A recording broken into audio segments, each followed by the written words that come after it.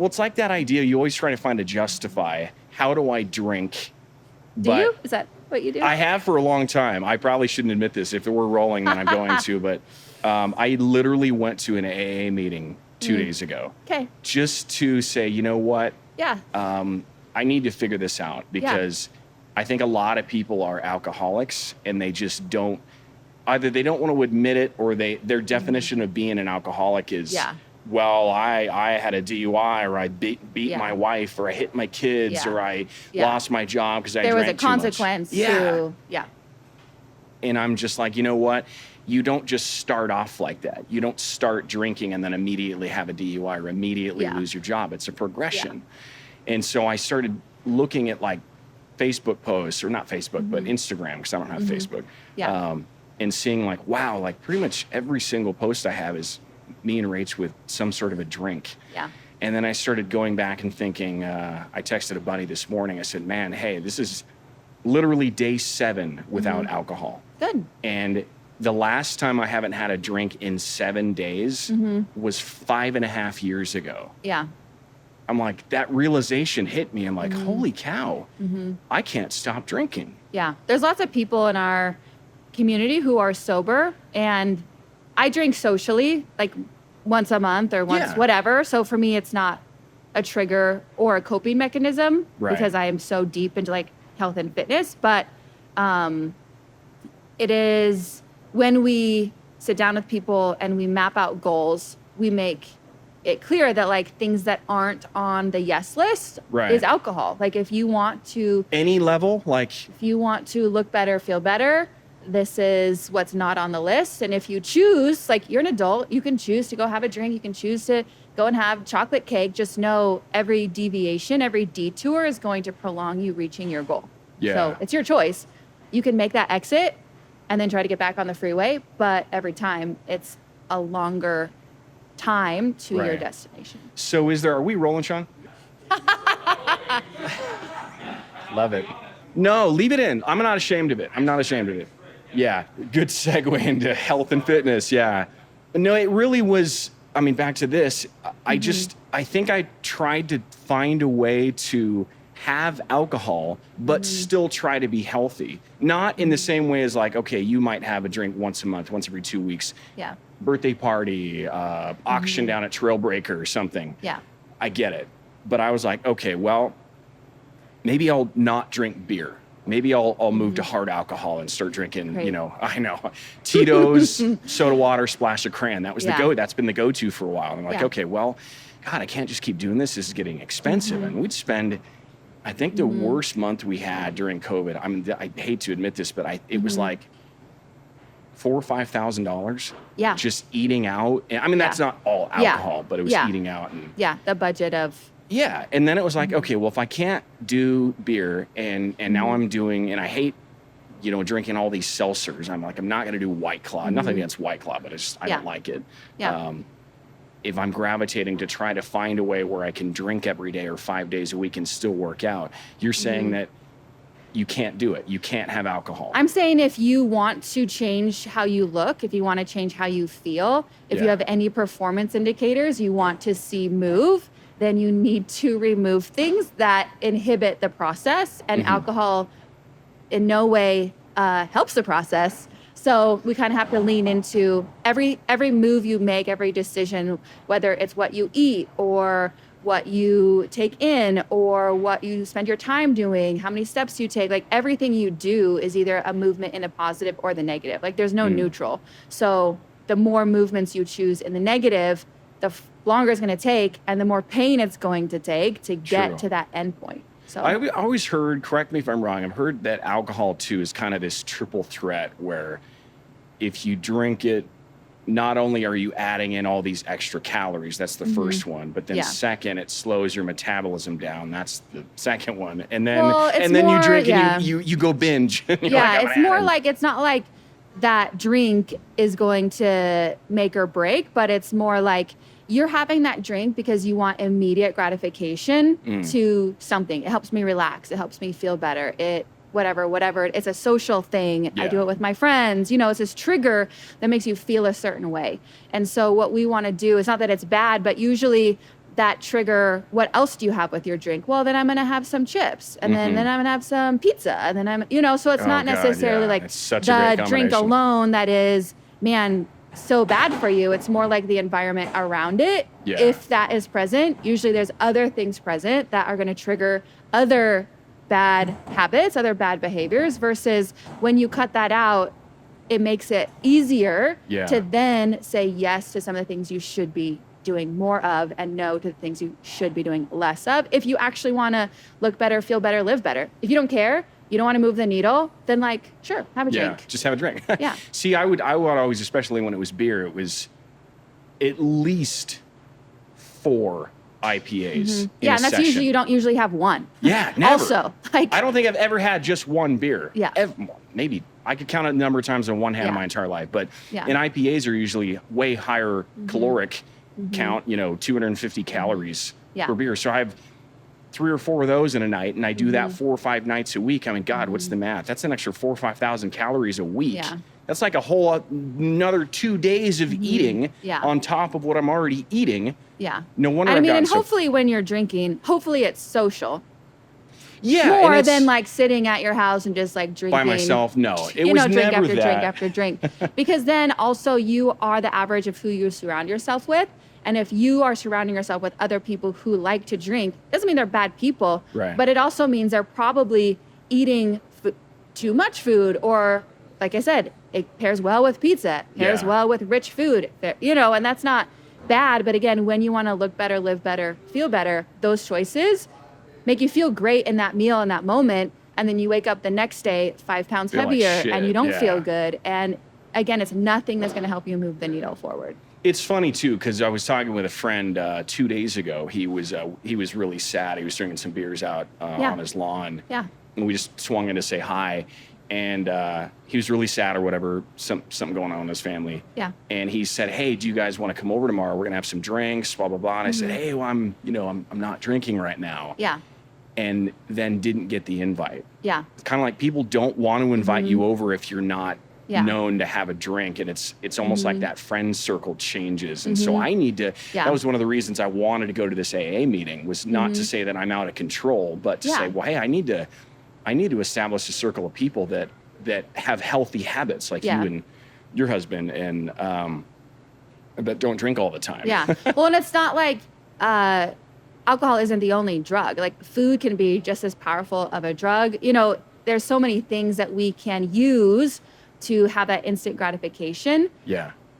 In so many ways, whether it's even like video games or extra, savory, sweet, whatever, that again, whatever is that immediate like release, escape, immediate like thing versus like, what are the habits that long-term are going to bring me a little bit more confidence, or long-term are going to help me de-stress, or like that's going to do you more benefit long-term than always seeking that like immediate thing. And food, alcohol, when we're happy, we want to eat and drink. When we're sad, we want to eat and drink. When we're mad, we want to eat and drink. Like it's so easy to trigger any of those. Yeah. And then the more triggers that we have, the more we backslide in that lifestyle that we want to have.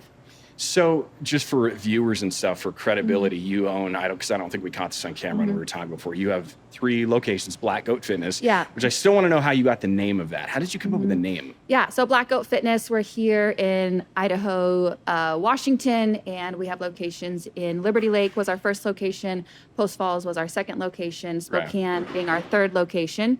And we opened in 2018, and really me being in the fitness space for 10 years, I started as a personal trainer and then became a coach, and I had kids in that time span. And so when our youngest entered kindergarten, it was kind of like, well, what do I do? Yeah. Like I've had this awesome like part-time job that has let me be a mom and also like do what I love, which is fitness and people. And so when my youngest entered school, what do I do when I grow up? Like, what do I do as like a real job? Because that's maybe I have capacity for something. And so I understood the fitness industry. I'd been in it for a long time. It was truly like if I won the lottery, I would still coach. Like it's what I love to do. Have you always been fit? Like have you always been? There was a time no, but mostly there was a time up until my senior year of high school where I was a 3 varsity sport athlete, and I swam, I played soccer, and did I loved to play sports. I just wanted to play. I wanted to be on a team. I wanted to win. And so I did that. And then I graduated high school, and then I got an office job. And for 2 years, I drank Red Bull and ate donuts and worked in an office. Okay. And it's tough to maintain. because I had no idea how to be fit. I only knew how to play sports. So when you graduate high school and you finish the sport phase of your life, it's like, I'll just be an athlete forever and drink Red Bull and eat donuts. Right. It doesn't well, really and then when you're in work. your 20s too, I mean, your metabolism is obviously probably a lot faster. Oh, no, it did not. No, Didn't no. help. I mean, after 2 years, I did not look, I mentally still thought I was an athlete, but I did not look like I was definitely soft and not conditioned and not strong, and all these things that I had identified as being for 18 years of my life. And so the only way I knew to get back to being fit or being athletic was to be in sports. And so that's what made me go back to college was if I could just be on a soccer team, then I could look and feel how I want to look and feel. And so that's kind of started that professional zone, because then I walked onto a community college soccer team, and then I met my strength and conditioning coaches, and that to me was the first moment of they seem to have the best job in the world. They're enjoying life, they get to work with athletes, they had fun, I enjoyed what I learned from them, and then that kind of started that track of what does this look like for me to work in this space? So you don't necessarily have to play sports, you were thinking, but hey, I can just be. Yeah, that kind of taught me in the gym how they would do all of our lifting programs that we would do off of the field. And so from there I started working at a 24-hour fitness. From there I became a personal trainer, and then from there I started coaching, and then coaching led to what would it look like? I feel like I've been in this for 10 years. And I feel like as a woman and as a mom and wanting to love fitness, but also wanting it to be less macho, less intimidating, more lifestyle focused, more community focused was really the vision for Black Goat. How do I create a space that delivers results, but is different than all the current spaces I'm seeing in the fitness realm that I live in? And so that's kind of where Black Goat came from, is that idea of being different. The values of Black Goat are to be you, be smart, work hard, play harder, but also belong to this community of people all trying to live better together, not against each other, not I'm going to beat you every day, but I'm going to celebrate your wins and I'm going to give my best effort. And between all of that is the magic of what Black Goat is now. We're not a competitive gym, meaning I don't care who's the fastest or the strongest. I want to help that person sitting on the couch get off the couch, learn better habits, and change the direction of their life, and then become a community where you want to show up to. Yeah. So that's what Black Goat is. So for a woman owning a gym, then I love that. There's another gym owner here. I won't say the name or the location, but I was thinking, okay, what does it take to start a gym, and not the metrics of finding a building and stuff. I mean, that's business. But as far as do you have to be healthy first and then start a gym? Or are there people that say, well, hey, I want to get healthy, I'm going to go start a gym? Well, this guy, he started a gym, and I don't know how long after he started it, he had a heart attack. And he was in his 30s. And I thought, is that opposite of, okay, I'm going to go start a gym to get healthy? You obviously have been healthy for years. Yeah. And decided, okay, I'm going to move into this space, and you have your locations and stuff. Yeah. But I think for a lot of women that say, well, I want to go work out, I want to do, because you're a big advocate of resistance training, right? Yeah. Okay, not just. Well, we're an advocate of cross training. So we don't want to be a specialist, meaning we're not cardio centered. We do lift, but we're also not lifting centered. We adapt to multiple modalities because we want you to be a generalist at life. I want you to be able to go to the store and pick up the bag of dog food. Right. I also want you to be able to go on a 3-mile hike with your kids. I need you to also have balance, control, accuracy, coordination, all these things in life, no matter your age, that you need to function.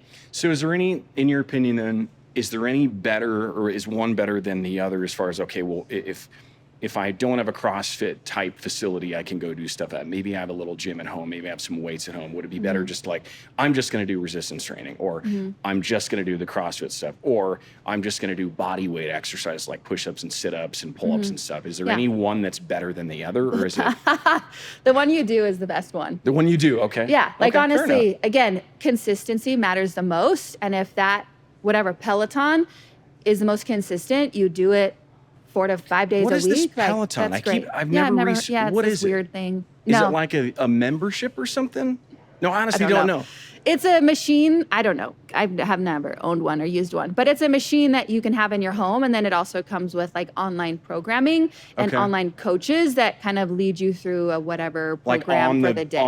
On the screen. Oh, so people are talking to you? Like, interesting. Yeah. So it's like They're that. watching you work online. out. No, there's no, I don't think anyway. There's a camera on you, but you like plug in, I don't know. I've never done it. Yeah, we don't have to go down that rabbit hole. Something you can do at home that is either cardio or resistance training, and it's accessible. So to your point then, whichever one you can do or are willing to do it. But as far as resistance training, I know that was one thing that Rachel, when we really started deciding, hey, we're going to start working out, it was like, she was afraid, well, what if I start lifting weights? I don't want to, they think that the first day they go into gym, they're going to come home and it's going to be, they're going to be this crazy husky, huge person, and that's not the case. No, I mean, that takes a lot. That doesn't happen by accident. You have worked very hard for several years to have that physique if you have that like bulky physique. So no, it doesn't happen overnight.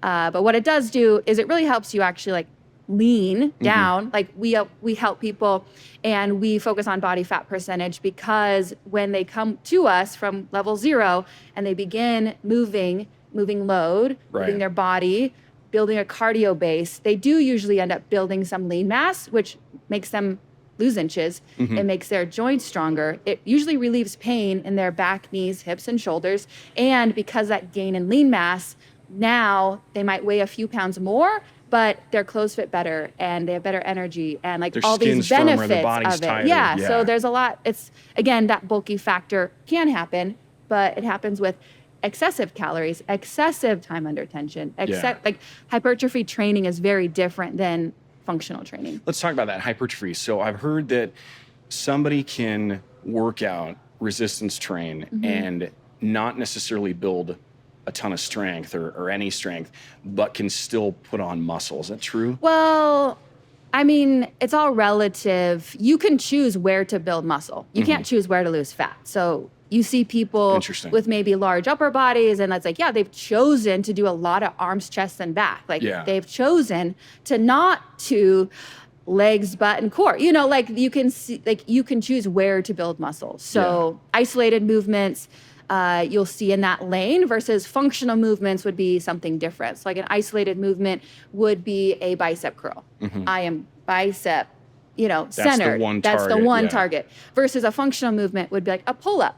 Okay, so you're hitting more than one. Yeah, it's a full body or multiple joint movement that you would use in life. So that's the difference between some of those. And if you're going to be on stage and judged by your physique, then they do like check every box of like, is the delt popping? Is this? Is that? Versus like, his front delts look good, his rear delts are not, or whatever. So that's different. That goal is a different training goal than like, I just want to feel better. Because I feel like when I start working out and because I love resistance training, I really do. I remember the first time I actually picked up a weight. We had these little plastic dumbbells and they were like 5 pounds or something. And I think I was 7 years old or 8 years old. And I remember just like, I just want to get really big. And then I saw an Arnold Schwarzenegger movie like the next year or something. And so I've worked out my whole life, and I'm not a big guy, as you can tell, I'm pretty small, but if I keep working out and I don't add on a ton of strength, I can still add on muscle though, right? I don't have to You mean going heavier, like when you say add strength, you meaning adding load. Right, like if I'm not pushing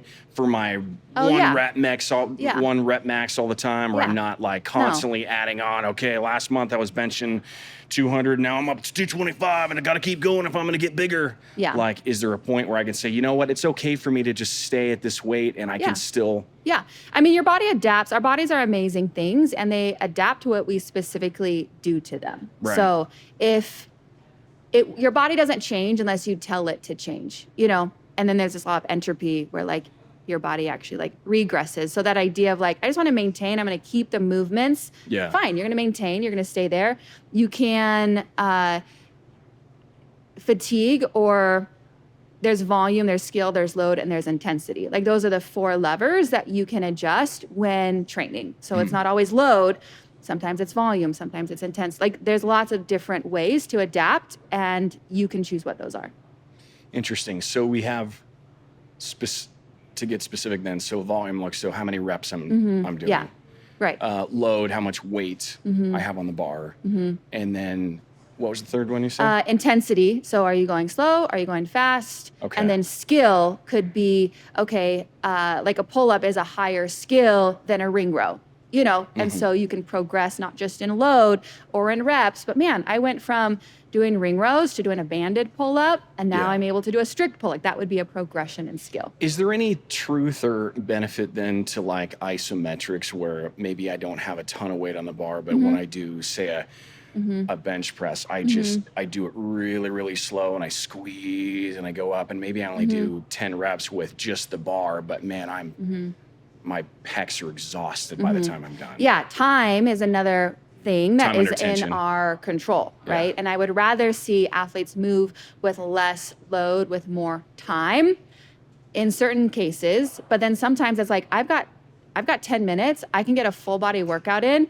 and get results because I increased the intensity and I was able to do more in less time. So that is a variable, like, what's your goal? Why are you doing it? And then is that something that's going to get you to your end goal? Yeah. I don't know. Just depends on what your goal is. So I think when I started doing this, and just so we get it on camera, I was telling you before we were rolling that I'm going to commit to 90 days of whatever you tell me.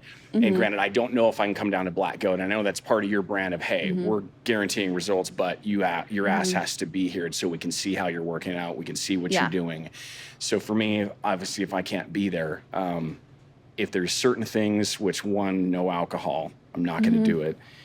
What would be the next thing that I could say, all right, maybe I'm not going to work out super, super hard, or maybe I only get 2 workouts in a week. What's something else that I could do, clean up my diet somehow, or like, hey, don't go over this many calories, or is there something else you can think of that? Yeah, I mean, nutrition is huge. You're not going to change anything if your food doesn't change. Like that's 90% of your success. You mean we are what we eat? I mean, go figure. Yes. Isn't that weird to think about though? Like this juice right here, this isn't a promo for, how do I say that? I don't know. Suiha? Yeah. But this literally, I still think it's funny, but this becomes me. Yeah. You know, it's like you eat the pizza. It's like this pizza, it's going to be me. It's going to become me. That's weird to think about. But I tell my kids, think of it like Legos. If you guys want to build a body and you want to build a Lego set, and I just throw a whole bunch of random Legos in there, and you're like, I can't find the one that I need. I'm like, that's like your body. You have to give your body the stuff that it needs to. Good news. There's 3 main things your body needs: carbs, fats, and protein. So it's not rocket science, but yeah. Sugar isn't in there? Sugar would be a carb. Okay. Yep, that's a carb. Okay. So yeah, so what you eat is most important if you want to see change, quality, you know. Are you eating processed food? Are you eating clean whole foods? Like that is an easy yes or no. The more you can eat whole foods, the better your body will feel, the more it will respond. And usually whole foods, you get to eat more, so you get to feel fuller, which makes the process more sustainable. So I feel like, fruits and vegetables, eat those so you feel full, so you're not like nutrient density, high fiber, high quality. You get to eat more, like some great things. So if somebody says, okay, well, I want to lose weight, because I was going to get on my scale at home before I came and I forgot. You didn't want to cry? Exactly, yeah. I didn't want to be sad. It's a Friday, so Friday the 13th, I'm like, I better stay away.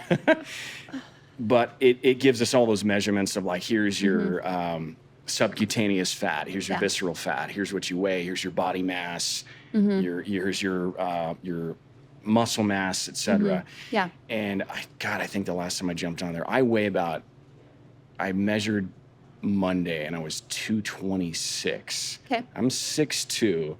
So a doctor might say, well, your BMI is okay because you're a good weight with your height. Yeah. But I know that when that scale says, hey, your visceral fat is in the red zone. Right. And your subcutaneous fat is in the red zone, and it tells me I'm obese. I'm Yeah. like, what? Dude, this scale's wrong.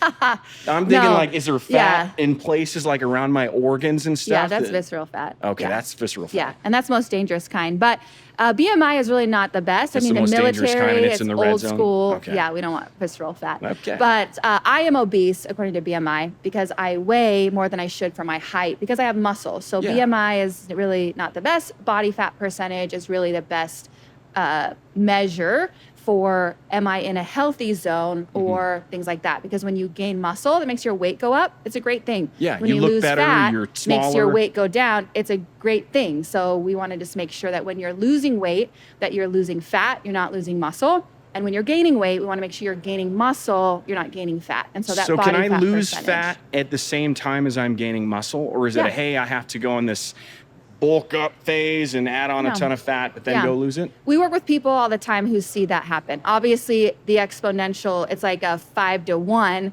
5 pounds of fat, 1 pound of muscle. It's not an equal, trade-off. But yes, if you are telling your body to tear its muscle fibers, rebuild, you have enough protein on board, and you're consistently, again, consistency is the most important thing, your body will adapt to what you are consistently doing 7 days a week, not 4, Yeah. 7. So do you know, I mean, everybody's going to be a little bit different if somebody's 5'2" versus 6'2". What would be a general caloric? I mean, there's probably a ton of apps and stuff that you can download that says, okay, Yeah. we'll take all your measurements. I think mine was, I was going to try to stay under 1,800 calories a week to lose like 1.5 to 2 pounds a week of fat.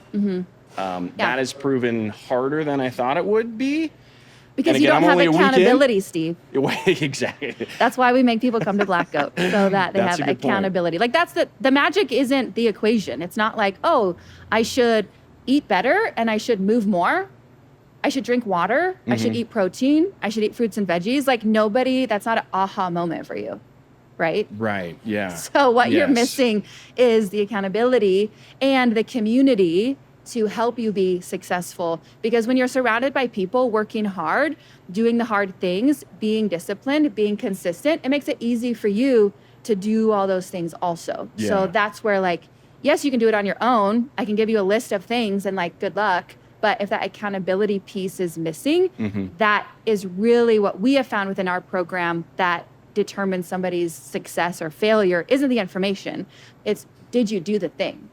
That's a good point because I found really that, good I point. mean, that's so true in a lot of different things, not just health, but with Yeah. people's work or the relationship, that I found that people that were super successful were just as consistent as the people that weren't successful, or vice versa. The people that weren't successful were like, hey, they're just as consistent as the people that are successful. They're just consistently doing the wrong things. Yeah. They're just like, oh, I'm really consistent. I'm just consistently eating bad, or I'm Yeah. consistently drinking too much. Or, Yeah. or No, somebody whatever. asked me one time, the perceived success of Black Goat. And they're like, man, is the key consistency? And I was like, no, because you can consistently suck and Yeah. you're consistent. You can consistently but suck. I love that. in the wrong way. And so the same thing, when people come into the gym, we tell them, number one, we're results driven. Right. We can guarantee your results. And number two, we're community focused because we know when you come here, it's why we're class based. It's why we do personal training, but we assimilate them still into the group atmosphere because community and culture bring accountability, and accountability enforces good habits, and good habits, when rewarded often enough, bring success. So there's always a punishment and a reward for every decision. And you have to lean into what is most important to me? What do I love the most? Because I guarantee what you're trusting in, what you're protecting, and what you really put your effort into is what you love the most. And if that really, you can say you want to lose weight, but if your comfort is the most important thing to you, you are always going to choose comfort. You prioritize that over losing weight. Yeah. And so, being comfortable is a choice and there's a reward there, I feel great. I'm very comfortable. And then there's the punishment of like, you're never going to change. Yeah. So like, what is most important to you? So if somebody says, well, I want to lose weight, because I remember the idea of if I wanted to get, I mean, most dudes, if you ask most guys, not every, because there's always exceptions, but most guys will say, I just want to get ripped. I just want to get jacked. Yeah. Like, okay, is that them being super vain? Or is it going to be like, okay, well, it's okay to want to get jacked, but can you, like, the reason I was asking, I was thinking about body fat percentages. So what would be like a good target where, okay, you don't have to be like, oh God, washboard abs and geez, I see every vein and there's no ounce of fat on you. What would be like? For men, it's like 10 to 15%. I don't want to tell you what my scale said. No, I'm sure. We won't go there.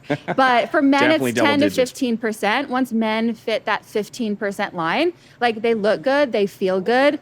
Yeah. You know, they might be not, there's not extreme, like they don't have like every six pack and every whatever, but they can be athletic, they can move, they can do anything and feel good. Women, it's a higher, like 15 to 20 would be the women's zone, because we need a little bit more higher fat content because of what we do. We make babies, we have a little different structure and biology, but those are the targets. Men, 10 to 15, women, 15 to 20. Okay.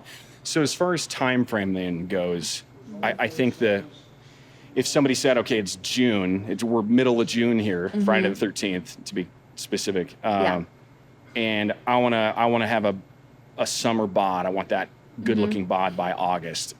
Cool. Is it kind of like, great, dude, you're going to want to plan on next year? Like, is that even? No, I mean, it depends on how far you are from that target, right? So within our program, we can guarantee 1 pound of fat loss every week. We can guarantee 1% of body fat loss every month. So if it's like, we can lose 10 pounds in about 2 months, and we can bring that body fat down at least 2% if you follow the plan, which the magic is in the accountability of following the plan. And then the metrics too, like reward. Again, there has to be a constant reward to the hard behavior, or you stop doing the hard thing. So 1 pound per week, though, that's a good marker. Of fat, not of scale weight, but of fat. So when somebody says, okay, well, how often should they weigh then? Should they weigh every day, or should they weigh like once a week? The more data, the better. I mean, once a week would be the minimum, because if it's not working, you don't want to waste weeks because you didn't measure. Yeah. You know, like it can't be based off of feel. It has to be based off of metrics. Okay. Because why wouldn't somebody then just want to say, well, what if I just stop? I don't want to say stop eating, but if you just stopped eating, or you just all you ate was protein, and you dropped your calories down to say 700 or 800 calories a week, or a day. Yeah. You could do a week. Yeah. And then I could lose like 10 pounds a week and get all this fat off me in like a month. Because I think the scale said, I'm like, God, what was I don't remember what the body fat percentage was. I want to say it was like 27%, 28%. Okay. Which again, I don't know where it goes. Yeah, and every scale is different too. Like my home scale says I am 10% higher than actually like the medical grade scale that we have at the gym. So also take that with a grain of salt. Okay. Every scale is accurate against itself. So if it says 29 and then next week it's 27, good news, it went down. Does that mean you're actually scientifically 27? Maybe not. But trends will be consistent against whatever machine you're on. Okay. Because, I mean, that's back to the calories thing. I find that, to my next question, is there any benefit to like this intermittent fasting thing? Because I find that if I don't eat in the morning, like don't eat in the morning, just don't eat. So I'll drink my juice. But then if I don't start eating until say like 12 or 1, then I can kill that whole half a day of not consuming any calories. And then maybe I eat from 12 to 6 or something. Yeah. And I can fit a lot of calories between 12 and 6. So what your body is going to respond to is the average created over time. So if on average you eat 2,000 calories a day, I don't care if it's 6 meals a day or 1 meal a day, over the week, you've accumulated 2,000 times 7, that's what your body's adapting to. So there might be all kinds of preferences around food timing and intermittent fasting and this and that, but really your body responds to what you're consistently doing over time and what is that creating. And if it's creating an overall excess, you're going to gain weight. If it's creating an overall deficit, you're going to lose weight. Can you lose weight and lose muscle? Yes, you can. And that's what happens when you stop eating, is you become a smaller version. So you can lose 10 pounds, but maybe you'll still be at 29% body fat because you lost fat at the same rate you lost muscle. So your weight has changed, but your fitness, your wellness, your health has not moved one smidge because you're just a smaller version of the same ratio. See, I'm the skinny fat. So I'm like skinny, but then this haunch is what I call it right here. So I could just be like, ooh, he shrunk. He's shrunk, a smaller guy, but he's still not a haunch. Healthier. Yeah. Yeah. So you don't find then that there's any benefit to, it's funny because and this is just purely speculation, and I've never gotten this answer before, but I was reading Arnold Schwarzenegger's first book. This was a couple of years ago, and he talks about when he was weightlifting, and he was like, I'm going to get a gram of protein per pound of body weight. And he said, okay, you don't need to do that, Steve. Okay, I don't need to do that. Oh, good. We'll get to that in a second then. Okay. But his point was, if he's going to eat 250 grams of protein because he was Arnold bodybuilding, he didn't have a big diet. He had a really small, he couldn't eat a lot. Yeah. And so he would eat 5 to 6 times a day so he could consume enough. Yeah. And so I think that trend of, you have to eat every 2 to 3 hours, and that's the optimal way to consume food as opposed to once a day or 3 times a day. Again, your body's going to respond to the average deposit over days and weeks, not time. And for some people, for 99% of the people, they're just average humans trying to live better, look better, feel better. Yeah. If you have morning meetings, you can't eat until noon, fine, don't eat till noon. Okay. But if you have the opportunity to eat in the morning, I would recommend eating in the morning because it gives us more time, more opportunities to get protein. Protein is important, and so it makes it easier to hit that target the more times you eat. Okay. So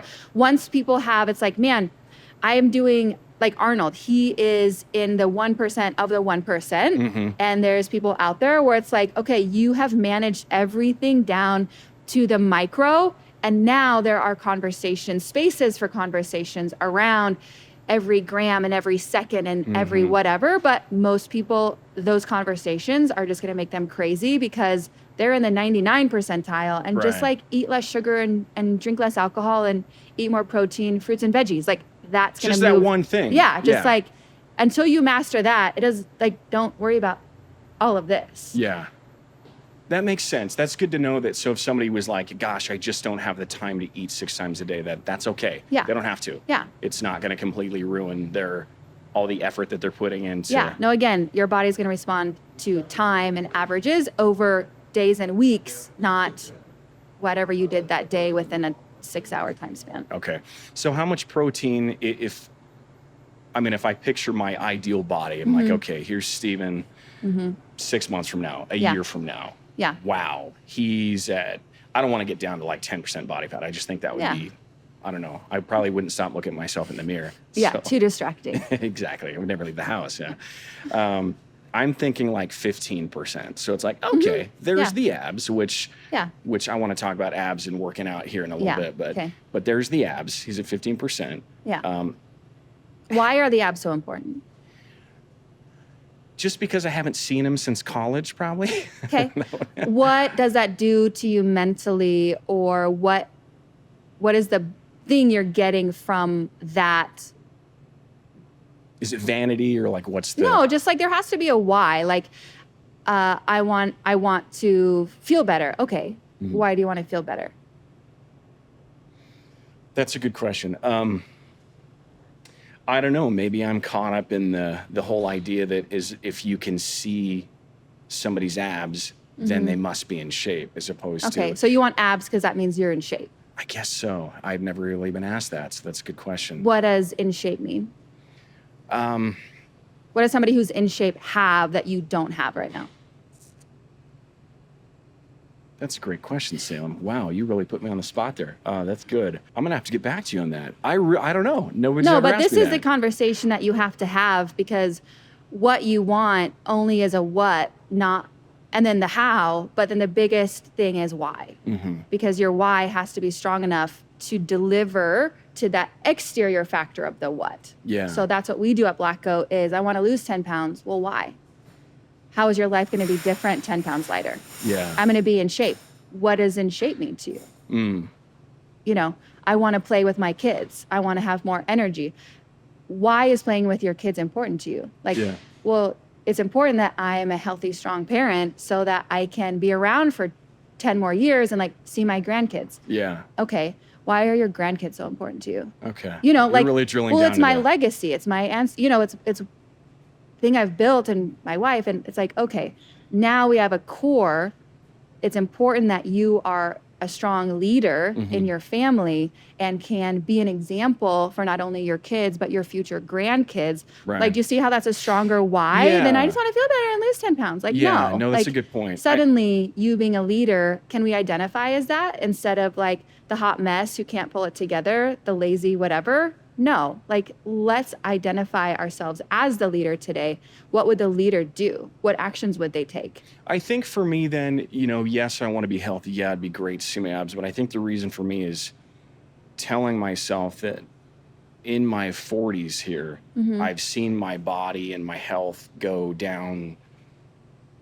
Realistically, probably not as bad as a lot of people. I mean, if I go back and look at people that I went to high school with, most people are bald and fat. It's like, okay, that just kind of happens, I guess. But maybe I haven't slid as far down the hill as some people. But I also know that I certainly haven't tried as hard as I could to have those consistent habits of just being healthy. So I think the idea of seeing my abs, I guess, is not for the vanity of, ooh, look, I have abs. It would be, okay, look at what my body has done based on these daily habits that I've given myself that aren't hard to do. I just have been consistent long enough to where, wow, now look at what happened. Look at what happened as a result of these actions that I've taken. And then that can translate to my kids. I can say, guys, you know, like Ashton, he's 6'4", about, gosh, I don't know what he weighs now, maybe 135. He's pretty tiny. Yeah. And he's always complaining about his back. So, well, buddy, it's, you don't work out. And then Riker, bless his heart, he's on the other side of the spectrum. He's, you know, he's got some handles on there, and big kid, 6'1", plays football. But you can see the progression of, okay, he loves to eat. The other kid forgets to eat. Yeah. And I'm like, okay, guys, well, this is, if I can just have these consistent patterns and this is what the result is, then hey, even if you don't do what I do perfectly, this is where it's going to take you. I guess it would be more, to answer your question in a roundabout way, an example of, okay, if somebody stopped me and, oh, wow, what do you do for abs? I'm like, well, I don't really do anything for abs. I just have a healthy lifestyle. Yeah. And I could, you know, really kind of be an example like you, with every time somebody probably sees you, they're like, wow, you know, what do? You look great. Oh, well, I own a gym. Oh, well, that's why you're healthy. Well, no, it's not. You're healthy because you make a lot of really good decisions, but that exterior portion of you draws people in for the conversation. So maybe that's why. I don't know. Yeah. Yeah. And so for Does that you, make sense? Is that... Yeah. And so for you, not only that like example piece to your sons, but also I think an element is a confident piece. Yeah, like obviously. You've done really well in aspects of your life, right? Not that everything's been easy and like handed to you, but you have some wins in the deposit of job and, you know, your awesome wife, like Rachel, and now your kids, like, so like, okay, you have a great family, you have a career, you have a great job, you know, like you have these wins. And this is an area, an aspect, like you live in your body every day, you live in your skin. And the fact that like, I don't feel proud of how I feel in my skin, that confidence factor is huge. And so also acknowledging that like, man, if I am more confident, if I feel better in my own skin, how is that going to bleed into you being a better parent? It's going to translate exponentially. Yeah. How is that going to bleed into like you being better in your relationship with Rachel? Like, great. You know, how's it going to relate to you just having overall energy to translate into every other avenue that you pour into, like exponentially? And so a lot of times as we transition into adulthood, we lose our health, wellness, and fitness because we're developing these other avenues that are important. But at the end of the day, like this is what really determines our quality of life, is the shell that we exist in. And so it's really important that we put some discipline and just awareness into that. It's like your bank account. You put your money where it's going to get the most return. What are the interest rates? Like we know so much about it, but then when it comes to like, but I'm going to have pizza and beer. Like that's a huge withdrawal from really like when you're laying on your deathbed, like that's going to be a thing, like your body, your legacy, your life, not necessarily like your bank account and like all these other things. That's a good point. In fact, I forgot when we went out to dinner the other night with you and your husband, we were talking about, I mean, just the whole crux of what we kind of based this podcast off of was this HELM theory, HELM. And you're right. So like the money aspect of what Rachel and I have done, you know, we have a really healthy residual income. We don't have to really work, which is wonderful. And it took years. That means to you have get time to point. work out. Exactly. Just gonna No, put that's a that good out there. point. We'll get on that. Don't let me forget that. Yeah. And then there's the L. I'm going backwards here, but M is in money. L is in love and relationships, you know, which I pour everything I have into our, you know, my marriage and stuff. We're coming up on 20 years here in August. And then the ethos of why am I alive? What am I doing? What's my purpose? All that. But then the health aspect, like that's that one area that of my HELM theory, it's like, all right, I've got these three, but to answer your question again, you know, if I can get into shape and wow, look at my abs. Okay, I must have this H part of my HELM theory finally dialed in. Yeah, and I would argue that that's the base. Like I would argue that like that is the most important thing that everything else exists on. Because if you don't have your health, you don't have mental clarity, you don't have energy, you don't have confidence, how is that going to impact all of those other things? I think it's the most important thing. Do you see that in general then, like guys or gals that are making a lot of money, maybe they have a good relationship, you know, I'm not sure why they're doing what they're doing, but then their health goes to crap. But do you ever see people that are super, super healthy that really have it dialed in that aren't successful in any other area of their life? Or does it always translate? Yeah, no, it doesn't always translate, but for the most part. But what I see is people who come to me, you know, they've let themselves go. They have these other areas of success, but they aren't healthy. They have not focused on wellness. And like, they're in this crux of like, I can either, like, death is very close or life, I can, you know, and they're in that decision-making process. And so they come in and they won't really look other coaches in the eye. They won't say hi to other athletes. They're wearing big baggy clothes. They come late, leave early. Like they're just a shell. And then 2 months in, I notice like they have new shoes. And then 3 months in, they're starting to wear a tank top. And when 4 months in, they're coming early, they're engaged, they're staying late. And then 6 months in, they're getting a better job. And then 7 months in, they're in a healthier relationship. And then a year in, they're like a completely different human. Yeah. And it's because they shifted their lifestyle, which shifted their mindset, which taught them, like, we have to do the hard thing, and the hard thing that maybe our belief wasn't there yet, but we chose to take the action. We chose to eat healthy. I chose to work out.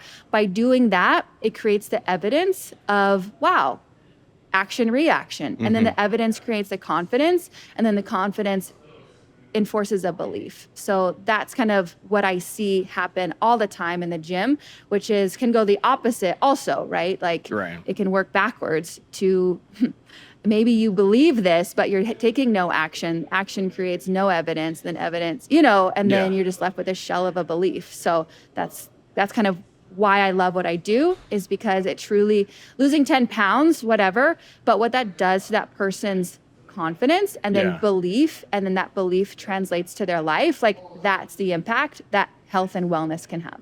So back to, I got to bust a myth here. I thought that when I had all the time in the world, you know, residual income and didn't have a job, that, oh man, I'm going to be in kick-ass shape. This is going to be easy. I can wake up whenever I want to. I have all day to do something. This is, I'm going to be a freaking animal in like 3 months. Didn't happen. It hasn't happened yet? No. And I'm like, why? To like, if somebody wants to start doing something, let's say somebody sees this video and they're like, okay, maybe they're on the road a lot. Maybe they're driving a lot. Maybe they're a pharmaceutical sales and they're like just or they're out of town all the time.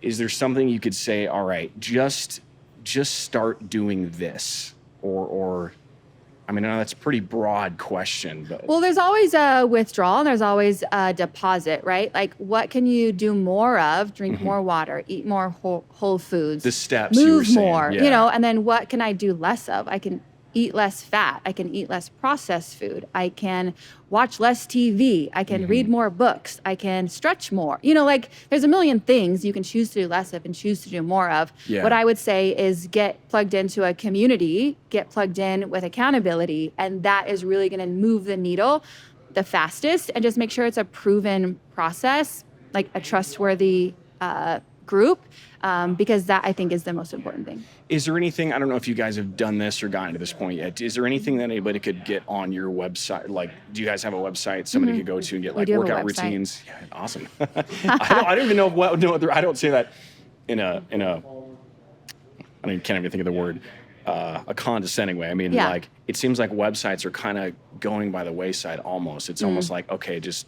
There's like a hub of information, basically. Yeah, it's like, okay, do you have an app? Do you have videos that people can watch? Like that's, I think people tend to gravitate more towards that now versus going to the website. And, I mean, no, we're really active on social media, Instagram, Facebook. Okay. We want to, yes, there's lots of general things, but again, I just told you all the general things. Yeah. But as far as the specific things, we do that in person because I want to know you, your body, your goals. Why is that important to you? And just, you need to be seen in the process. We're about to launch a hybrid program, which gives you the flexibility of not having to be in a blackout all the time, but that aspect of relationship, community, accountability will always be true to our process.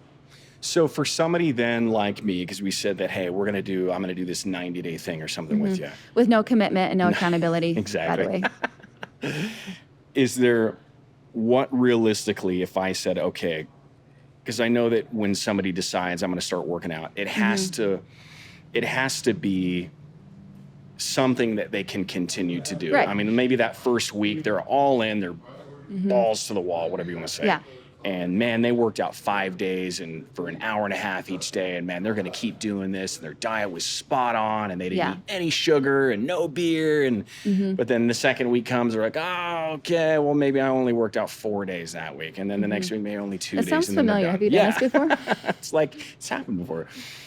Where can I realistically go from the point that I'm at now? And I know you don't all have all my body metrics, but I can give them to you after this, and then we'll make sure that, you know, we no, I post mean, some that stuff. metric of like 1 pound of fat loss per week. Okay. If you're not and fat loss, not weight loss, fat loss per week. If you haven't lost that in 4 weeks, you're just... Okay, so 12 weeks. So I theoretically, it shouldn't be too big of a deal if it's something I'm already used to working out. And I shouldn't say that. I'm used to knowing how to work out. And working out is only 10% of you actually moving the needle. What you're doing on the nutrition side is the 90% of the needle. So okay, so it's not as much about my workout, portions it's more of food. about... Nope. Okay. Nope. So then theoretically, 12 weeks from now, 3 months, 90 days, I should be able to lose at least 12 pounds of fat. 10 to 15 pounds of fat. Okay. And 3% body fat. How much muscle can I put on, pounds-wise, do you think? I would say if you can put on 1 pound per month, that'd be great. Most people that we see, it might live within like a 5 pound realm, and it kind of goes like this, depending on, are you getting enough protein? Are you putting your muscles time under tension? How much protein should I get? I was going to ask you that earlier. I forgot. Again, depends on your body, your goals. Like, we base it off of lean mass. But I just want to get jacked. Yeah. Yeah. So protein is good. It's the one macronutrient that can be both an energy source and help your body repair after workouts. So it's one of the most important ones. And so everybody is different, and it's based on your activity level. So most average people, we base it off of their lean mass. Okay. So meaning not your weight. You don't need a gram per weight. Right. That's the common, 1 gram per pound of body weight. Yeah. So in my case, if I said, well, I want to be down to say 190 and be at 15% body fat, which would, I think would translate, do I need 190 grams of protein? That would be maybe a good estimate, or your lean mass. So if I'm 100 pounds and I have 20% body fat, that means I have 20 pounds of fat. Right. So your lean mass would be 80 pounds. Right. So then I would say 80 grams would be a great target for your protein, because that's how much lean mass you have. That's literally what we want to feed through this deficit or through this cut. And so that's kind of like a roundabout math way to get there, but that's how you would figure out your lean mass. And then you need that many grams of protein to sustain your lean mass. Otherwise, you'll lose weight and you'll lose lean mass. Okay. I feel like that target would be like 0.75 then. So like, I mean, not... Yeah, if you're 25%. Yeah, so like 3/4. Okay. Yeah. Maybe just for people that don't want to try to figure out the math Maybe that's why they land on 1 gram per pound, because it's easier to think about. Yeah. Can you overeat protein? Can I eat too much? I mean, protein is also a calorie, like, right? Everything translates into, like, a gram of protein is, I think it's 4 calories. And so if you overeat protein, you can still go over on calorie because you're in a surplus of calories, which means you're going to gain weight. Yeah. So yes, you can gain weight by eating too much protein. No, this is good stuff. So I'm anxious to see, which I will take photos. Okay. I'm gonna put my pride in check and have Rachel snap a few. Yeah. Should I completely relax and let it all hang out, or should I suck it in so you can kind of see what it is? You should be in a neutral position, meaning not like excessively, but also not like excessively. Like, how would you neutral stand if you were, standing and talking or like doing something? Like, that's how you should. And then you should take a photo every week. Every week. Because oftentimes when we are shifting our lifestyle, it's frustrating when you don't lose weight. Like, there's inches, there's body fat, and then there's weight.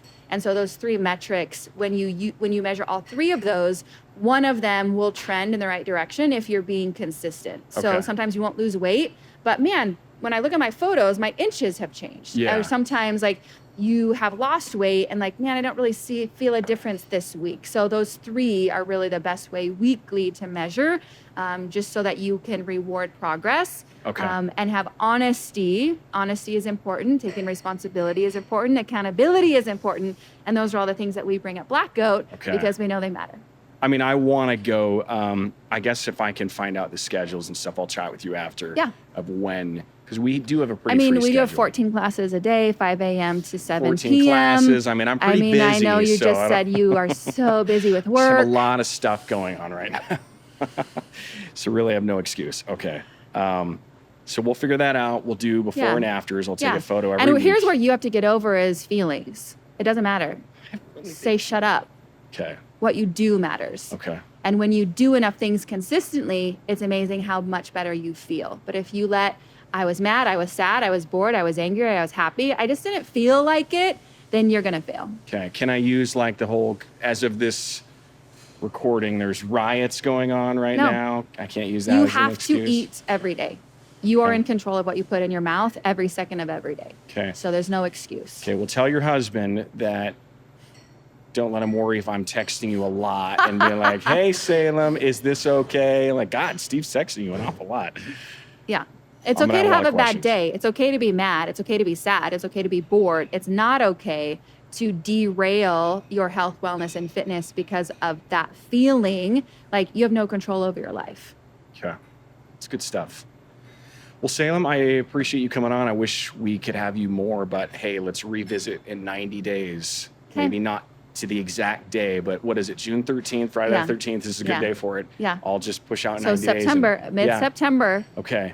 It's going to be post-anniversary because I got it. That was one of the other pushes. I got to get in shape for my anniversary. Okay. 20 years. I'm like, I got to do something.